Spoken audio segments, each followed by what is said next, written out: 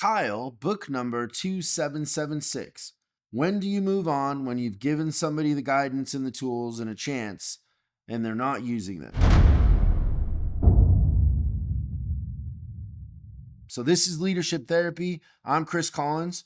I am not a therapist, but I did write the book I Am Leader, and I have a lot of experience fixing businesses and in the subject of leadership and creating followership in others.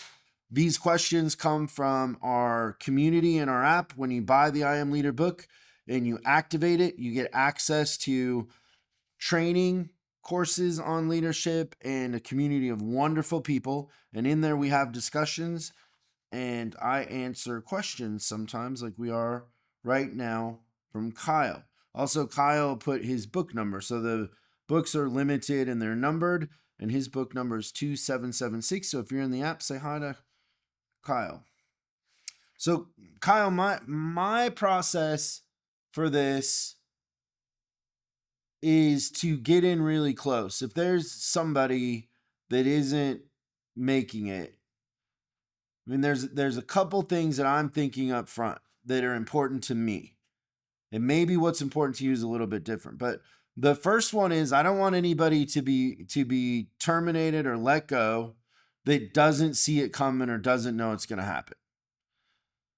And then the second thing is I want to give them every opportunity to succeed that I can. And I want to know that I exhausted what I am capable of up to a certain point. So what I do with a person is I sit them down one-on-one and I have a very honest conversation about how things are going. And in that conversation, I will say, if this doesn't change, we're not going to be able to work together anymore. And I will ask them what they think about that. I will ask them, do they understand why we're having this conversation and what behaviors need to change specifically?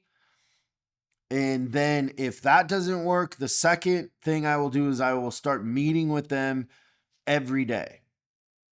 And so like I'll make them come in a little bit earlier than they normally would. And let's say like we meet at 8 every day and we talk about what they're doing, what their behaviors are, and what needs to change. And we have a very specific goal for that day. Like I get in very, very close to them and I'm very honest, very encouraging.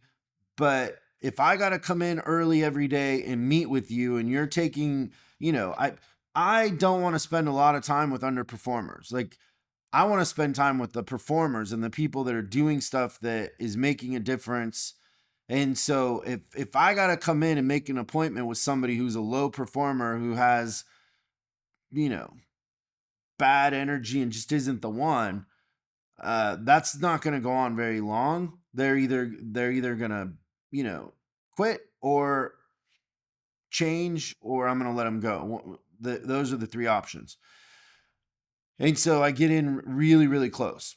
So for me, at that point, then I know that I've done everything way beyond what I need to do for that person. And I talk about this with my best friend all the time is like, I'm an empath and I go way too far with people believing, believing what they say, even though their actions are completely different than what they say, and they continually do the same thing over and over again.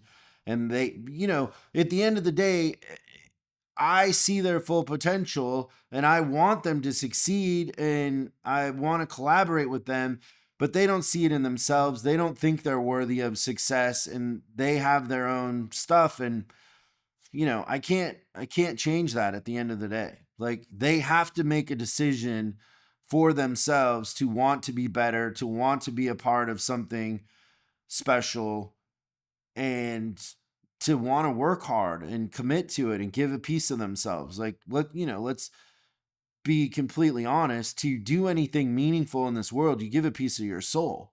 And not everybody wants to do that. A lot of people just want to come in and pretend like it's the post office and they just want to move something from here to there.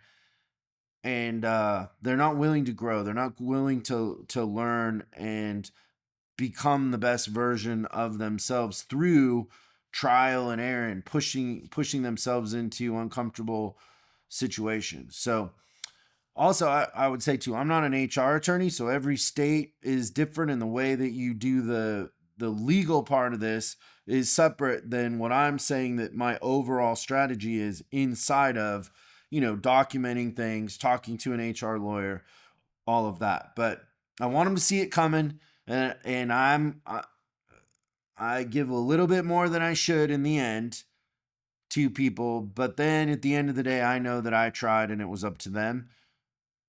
And yeah, it's it's sad. Like I have many examples of this where I think that people are super talented, and I want them to succeed. I want them to do better, and they just don't see it for themselves. And it's not much we can do in that situation. And that's why I spend so much work trying to get better at hiring, because that's really the key, is just hire better.